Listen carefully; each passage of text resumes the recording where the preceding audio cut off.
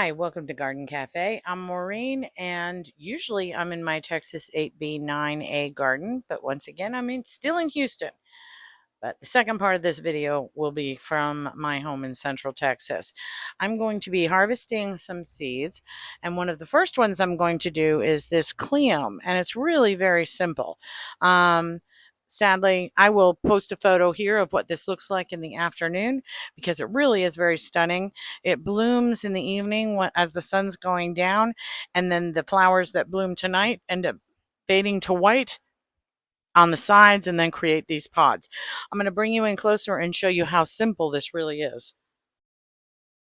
So the seeds on a Cleum, the older ones are down towards the bottom. The newer ones are closer towards the top. You can see that some of these are just dried and perfect, and the seeds are probably just going to pop out of this, so that'll be fabulous. And a ton of seeds come in one pod. But you can also look at some of the others that are yellowing, and oftentimes when you open these up, you'll find the seeds are dark also. You want to see them to be darker, brown, even black in color. Let's see, and we'll cut. Oh, this one's already split open. Yeah, the seeds are already gone. Okay, maybe this one over here. I think 4. Let's do 5. Okay, let's bring this over to the table. Now, these are not the tiny seeds that you often get. These are a little bit bigger. You're able to pick them up and like choose to plant just one seed.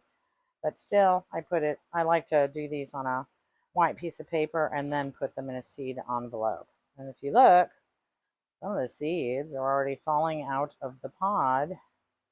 And here is the one. And basically, you just have to twist it back and forth. And you can see, look at all those seeds. Look at all of those. Seriously, you only need 1 or 2 of these. But I'm going to share them. Oh, here you go. That one's open too. Just split right open. And oh, this one too. Yeah.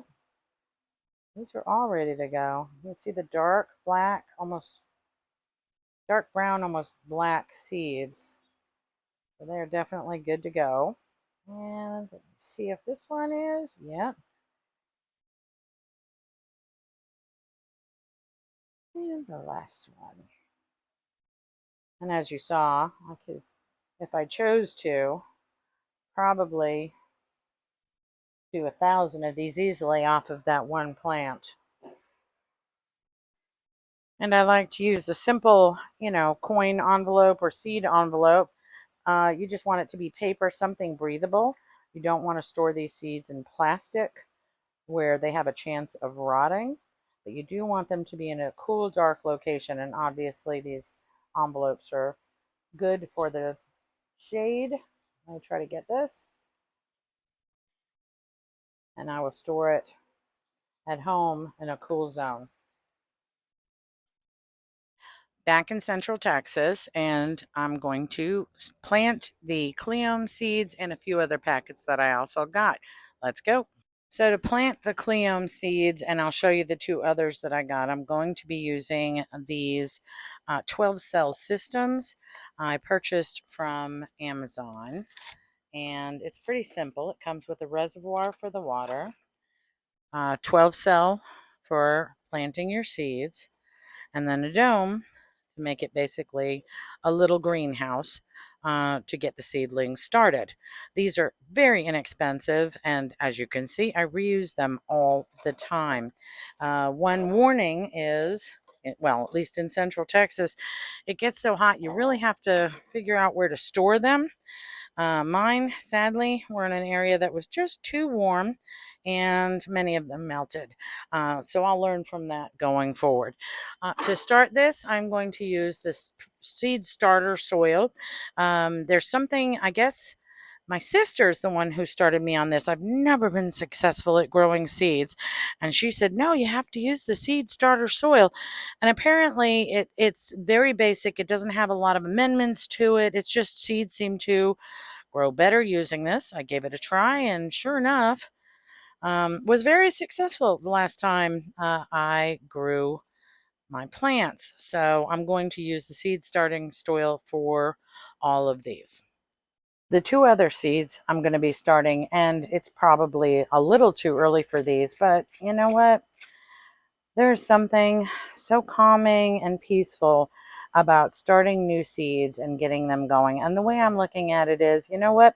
I'm going to put them in the house under the grow lights. I will upplant them into 4-inch pots when they get large enough.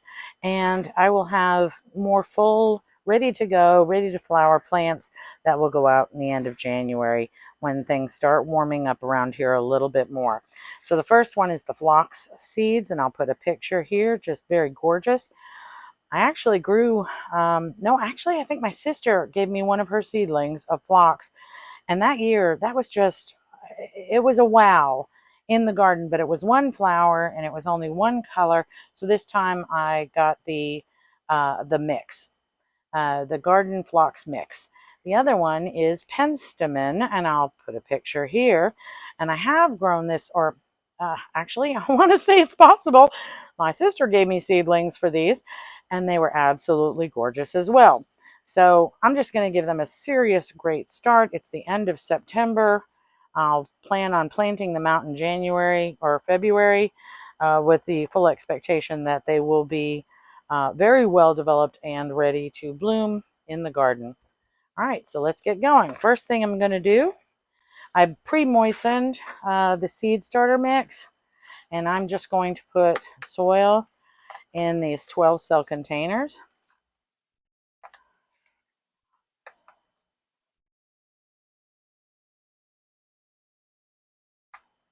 I'm not packing it hard. I'm just making sure there aren't any air pockets in here.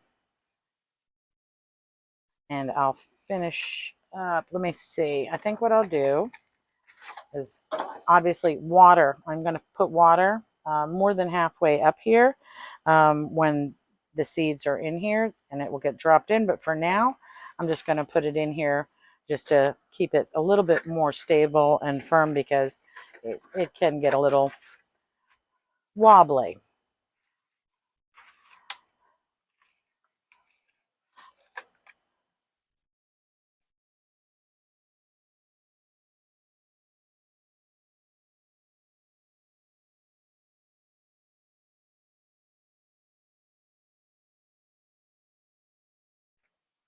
There's two.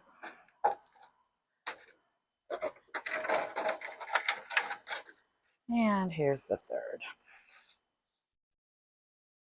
I have a few other seeds I'd like to start, but for today I'm just going to be doing these three. I just moved the camera to the inside of the garage because the iPad was out in the sun and it overheated. End of September, folks, and we are still just at brutal heat. Okay, so let's start with the Cleome, and these are the seeds that I harvested from my sister's Cleome plant, and I'll put a picture up here just to remind you. I'm only going to put about maybe 2 or 3 in each of the 12 cells, and then we'll move on to the other ones.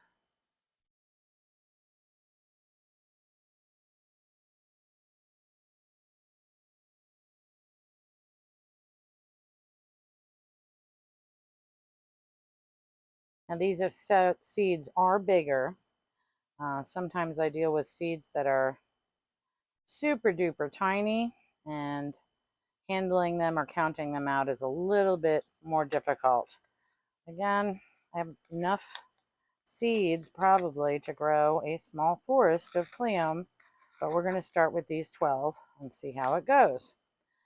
Now I'm just going to tap down on the seeds, and again, if it's those teeny weeny itty bitty powder seeds, you don't want to do this because the seeds will just stick to your fingers. But Cleome is a little bit more solid and a little bit easier. And I am just going to sprinkle a little soil over the top. These need light to germinate, but that's just to help them get rooted. I just find that's a little bit more effective. The ones that I do this with, I have better success. Okay, So that one's done. Oh, goodness. Folks, I did not put my labels on. So for the moment, I'm just going to put the seeds behind it, and I'll get the label in here. Okay, so the next one we're going to do is the phlox. And these are very beautiful.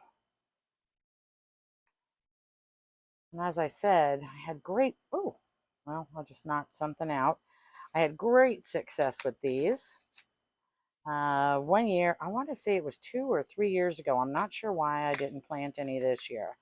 But for sure, these are definitely, oh, these are nice. These are bigger too, so these will be easier to count out. And again, I'll put 2 in each one. And these are going to go in the house under the grow lights. I do have grow lights out here, but it's just still way too hot, at least to start seeds off. Okay, I'm putting like 2 or 3. Let me get a few more. Actually, yeah. Okay. And again, tap them down lightly. All I'm doing is just making sure they have good contact with the soil. And I'll put this packet back here. Next one. And then the last one is the penstemon. Let's see how big these seeds are. Now, I have not started any of these. I did try some clam earlier without success, so this is my second trial. I think I let it dry out. And when seedlings are starting, you cannot let the soil get super dry. Okay, wow, all right. So this is the penstemon, and as you can see, these seeds are much tinier. But I'm going to try to get 2 or 3 in each section. It's tougher to tell how many I'm putting in here, and I can always thin these out if a whole bunch grow. All right, and that one's done.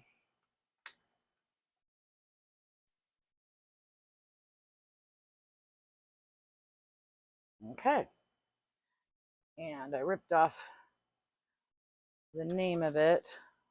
Where is it? Penstemon. Okay, the penstemon is right there. Okay, let me go ahead and make the tags for these. Here are the tags. We have the clam.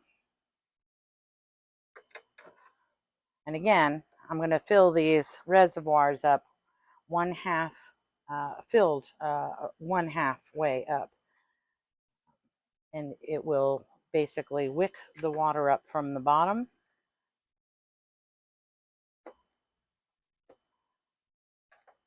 And penstemon.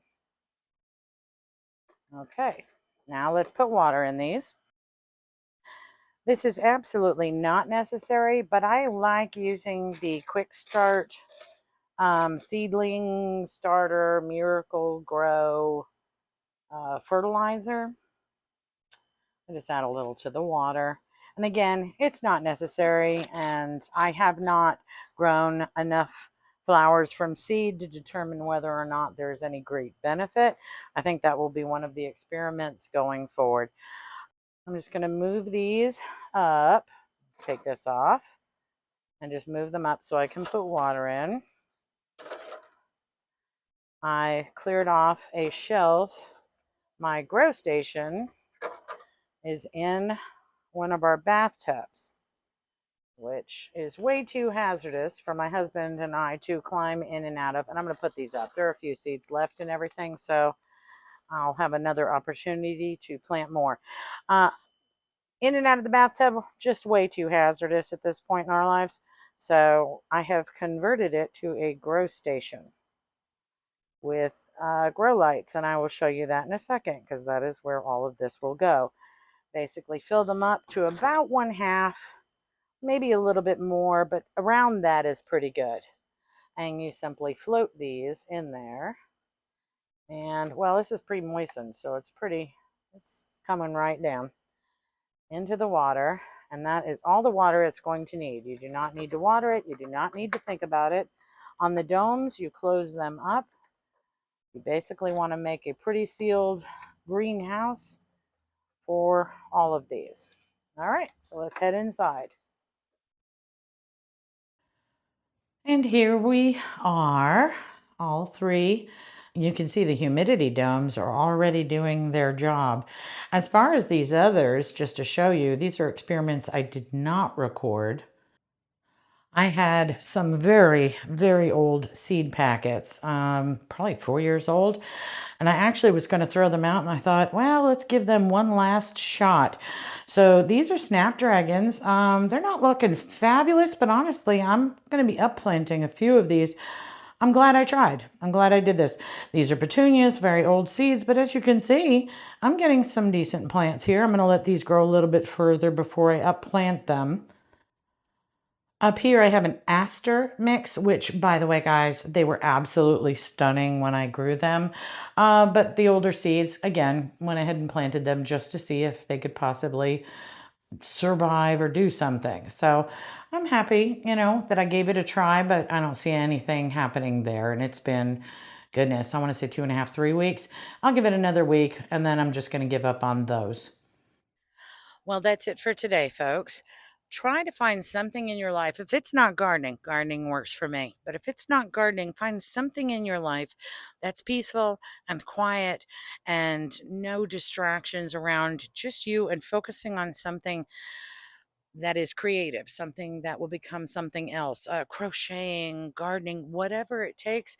Find those few moments in your life every single day. They really will help you going through life. If you enjoyed my video, please hit subscribe, like, and share. Have a wonderful day.